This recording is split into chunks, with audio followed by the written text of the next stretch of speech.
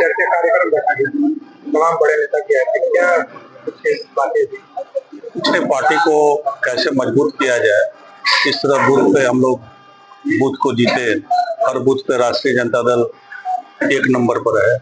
और इस तरह का चर्चा एक कमेटी बनी है पूरे बिहार भर में और 5-5 आदमी की कमेटी बनी हुई है। यहाँ के कमेटी के अध्यक्ष भाई वीरेंद्र जी जो मनेर के विधायक है वो अध्यक्ष थे, उनके नेतृत्व में पूरे भोजपुर में मीटिंग हुई है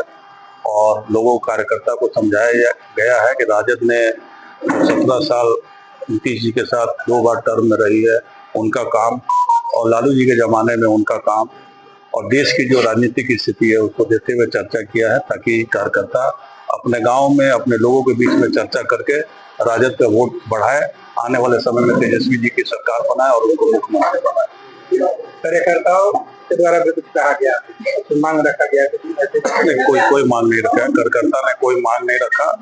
कार्यकर्ता ने उनकी बात सुन के सभी ने सहमति जताई है, सभी लोग उस कार्य में लग गए। यानी जो बूथ है उसको मजबूत करने के लिए बिल्कुल हर बूथ को मजबूत करेंगे, हर गांव को चुनाव से जोड़ा जाता है। बिल्कुल चुनाव का तैयारी में सब लोग लगे हुए हैं। चुनाव में 6-7 महीना ही हमें बचा है। चुनाव में लालू जी के कामों का जो 15 साल उनकी सरकार रही है, किस तरह लोगों को लेकर चली, जो भ्रष्टाचार है नीतीश जी के सरकार में, ब्लॉक में जो भ्रष्टाचार है, थाना में भ्रष्टाचार है, अधिकारियों जो भ्रष्टाचार कर रहे हैं उनको बात रखा गया है कि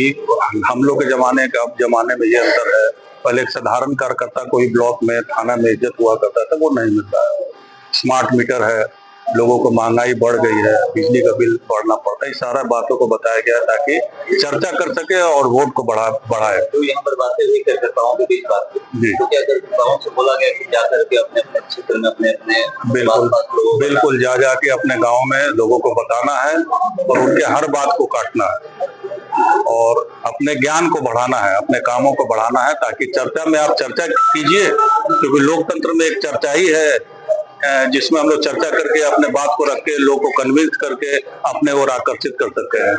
वो चर्चा की गई है और लालू जी के समय में जितने भी पिछड़े दबे कुचले नेता जो आज तैयार हुए अन्य पार्टियों में जाके दिखते हैं, चाहे कांग्रेस हो, चाहे भारतीय जनता पार्टी हो, चाहे नीतीश कुमार जी की पार्टी हो, सभी में लालू जी के ही प्रोडक्ट के अधिकतर लोग दिखते हैं। जो प्रखंड स्तर के जो नेता है, कार्यकर्ता है, उनके कुछ जिम्मेवारियां भी दी गई है।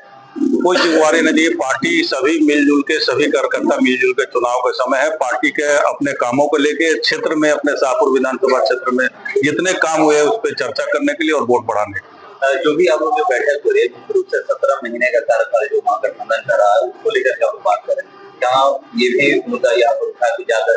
जनता के बीच 17 महीने कैसे काम किया गया है, कैसे रोजगार किया गया? बिल्कुल हम लोगों ने 17 महीना तेजस्वी जी जब सरकार में है, हम लोग के दबाव के चलते ही 6 लाख नौकरियां, सरकारी नौकरी मिली। शिक्षकों का जो डिमांड था कि हम लोग को सरकारी